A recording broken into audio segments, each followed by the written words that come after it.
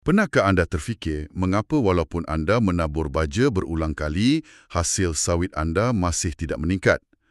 Teruskan mendengar jika anda berminat untuk mengetahui puncanya.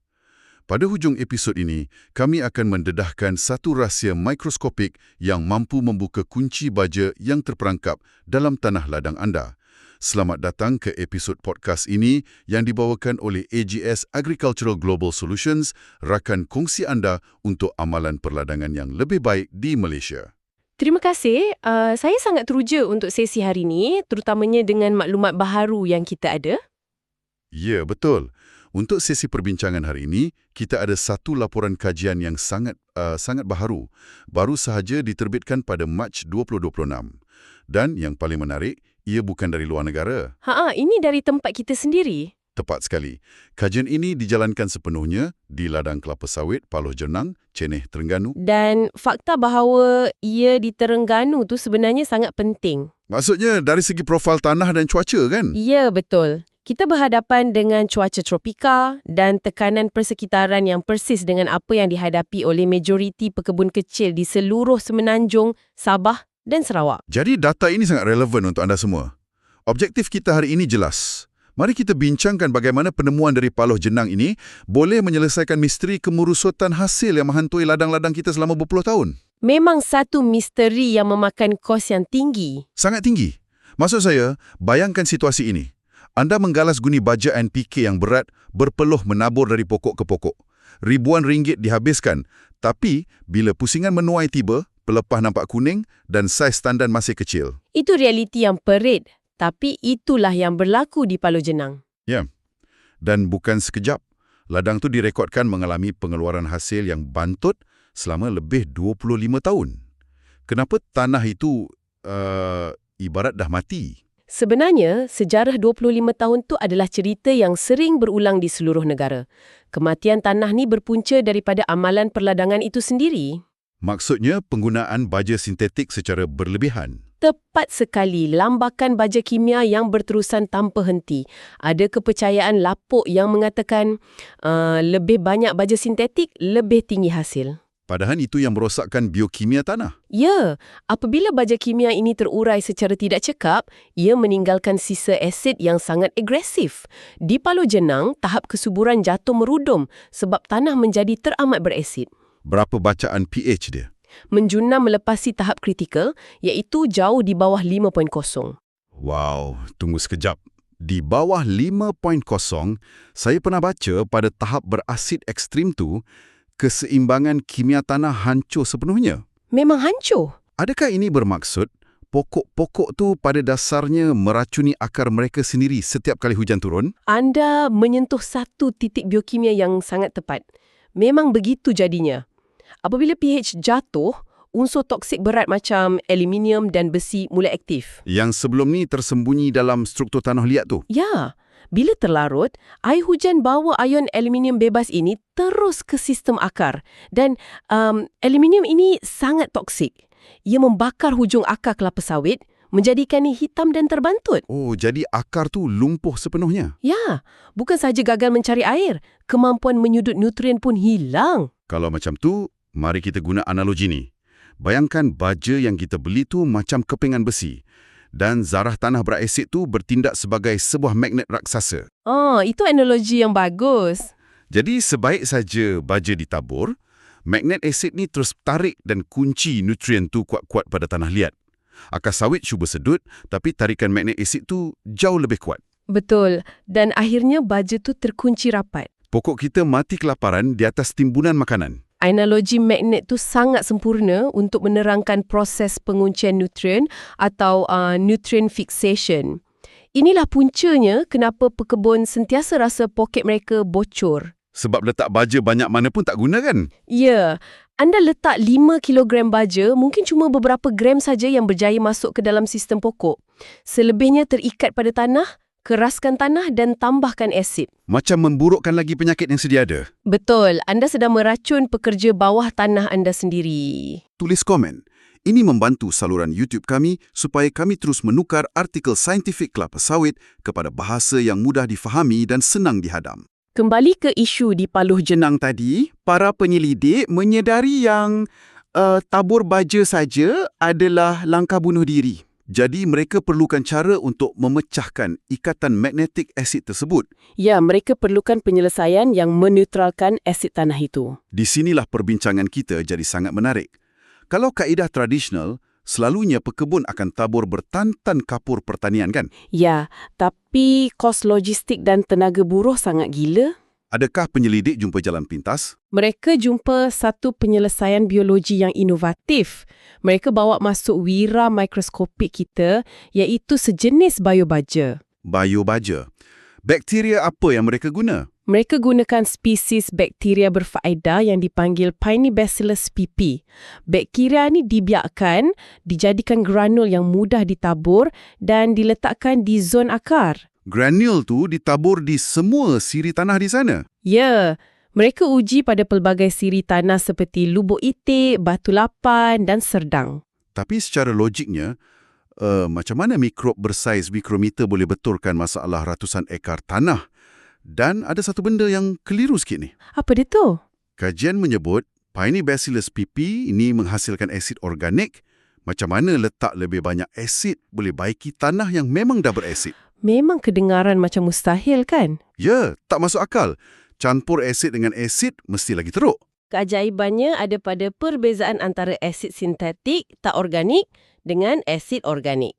Bakteria ini merembeskan asid organik macam asid sitrik dan malik. Okey, jadi apa beza asid organik ni?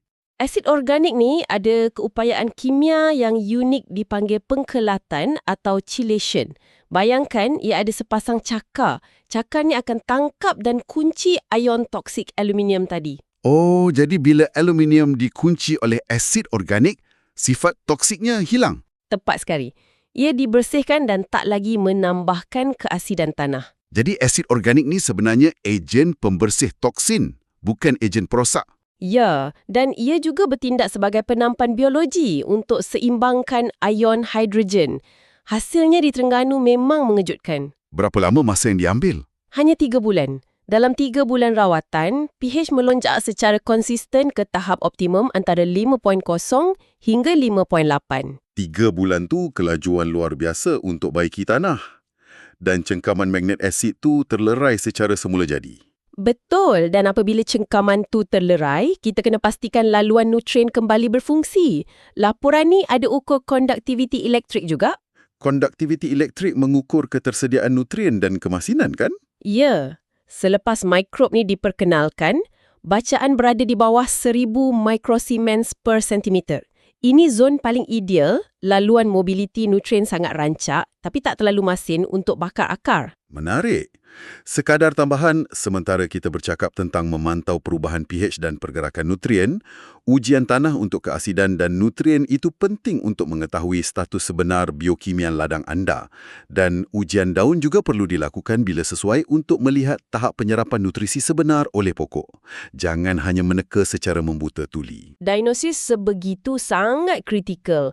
Bila biologi kembali aktif, kita wajib tahu apa yang mengalir masuk ke dalam pokok. Jadi mari kita lihat apa bekalan yang mula membanjiri akar tu.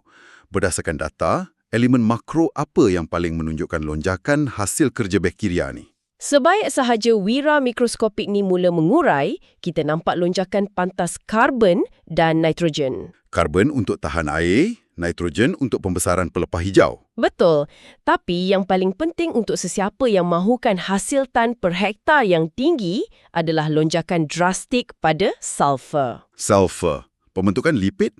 Secara saintifik, sulfur terlibat langsung dalam biosintesis lipid kan? Ya, tepat sekali analisis anda. Sulfur adalah tulang belakang enzim yang merangsang pembentukan lipid di dalam mesokarpa buah sawit. Maksudnya, bakteria ni sedang tingkatkan kapasiti pembentukan minyak dari dalam tanah lagi. Betul. Tanpa sulfur bebas dari tanah, buah mungkin nampak besar secara fizikal, tapi kepadatan minyak sangat rendah. Piney-Bacillus spp melepaskan sulfur yang terperangkap tu.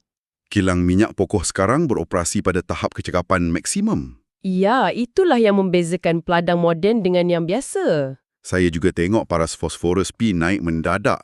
Bukankah ikatan antara fosforus dan aluminium dalam tanah berasid ni antara ikatan paling degil? Memang degil. Itu dipanggil phosphorus fixation. Tapi asid organik dari bakteria tadilah yang mencelah dan meleraikan ikatan tersebut. Hebat. Fosforus ni mata wang tenaga untuk memandu fotosintesis dan angkut beban tandan buah segar, FFB kan? Ya, lebih banyak fosforus bermakna keupayaan menukar cahaya matahari kepada tenaga fizikal adalah jauh lebih tinggi. Selain itu, bakteria ni juga bebaskan kalium dan magnesium. Kalium untuk pengisian buah, magnesium untuk warna daun hijau gelap. Kombinasi yang sangat mantap. Kalium memandu gula masuk terus ke dalam tandan, menjadikannya padat. Magnesium pula bina teras klorofil. Enjin fotosintesis kalis cuaca panas dibina. Saya selalu fokus pada makronutrien macam NPK. Tapi dalam kajian Terengganu ni, lonjakan mikronutrien macam zinc, Zn dan kuprum, Cu sangat menonjol.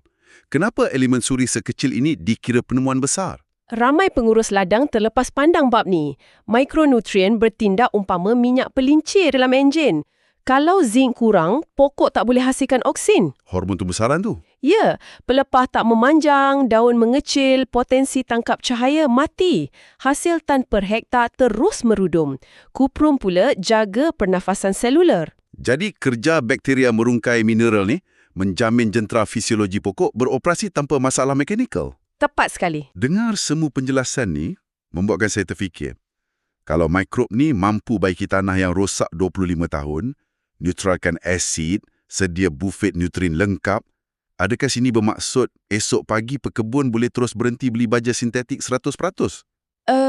Kita kena betulkan sikit perspektif tu. Bukan pengganti mutlak ke? Bukan. Pokok sawit adalah tanaman komersial yang sedut jumlah nutrien yang sangat besar setiap kali tuaian. Biobaja mikrob ini bukan pengganti mutlak serta-merta, tapi ejen pemulihan dan pemangkin kecekapan. Oh, maksudnya ia membaiki sistem pencernaan tanah tu, bukan ganti makanan sepenuhnya. Betul. Bila mesin biologi tanah dibina semula, setiap gram baja kimia yang anda tabur tak lagi dibazirkan atau dikunci oleh asid toksik. Kadar penyerapan mungkin naik ke 90% berbanding cuma 30% masa tanah berasid. Itu penjambatan kos operasi yang sangat drastik. Ya, dan menyelamatkan tanah dari keracunan jangka panjang. Semua teori saintifik ni memang mempesonakan, tapi bagi pekebun yang sedang mendengar, apakah tindakan segera yang mereka perlu ambil esok? Langkah pertama, berhenti meneka secara membuta tuli. Kalau anda tahu tanah dari sumbat baja sintetik bertahun-tahun, berhenti tambah asid. Kena nilai semula strategi. Ya. Utamakan rawatan biologi macam pengenalan mikrob ini untuk kembalikan profil pH ke tahap optimum.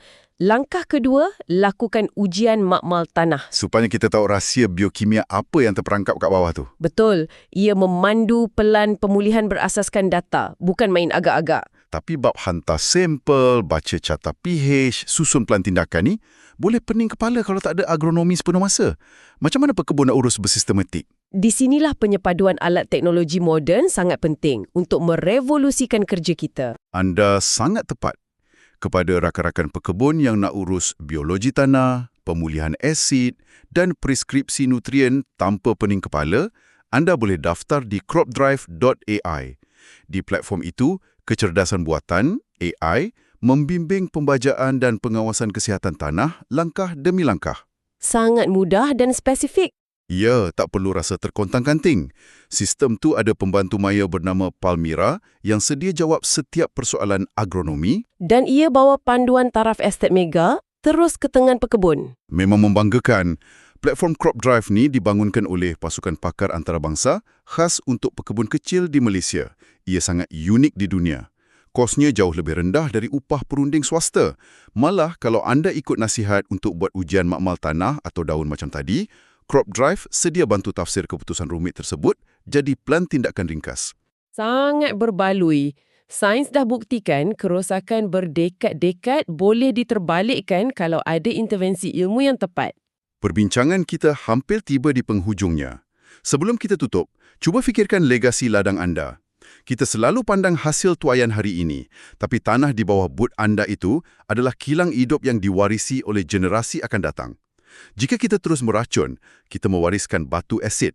Tapi jika kita pupuk mikro pekerja ini, kita sedang mewariskan ekosistem yang hidup. Pilihan di tangan anda. Ingat untuk melawat pembantu pertanian AI kami di cropdrive.ai untuk mengetahui lebih lanjut cara meningkatkan hasil sawit dan pendapatan anda. Terima kasih kerana mendengar.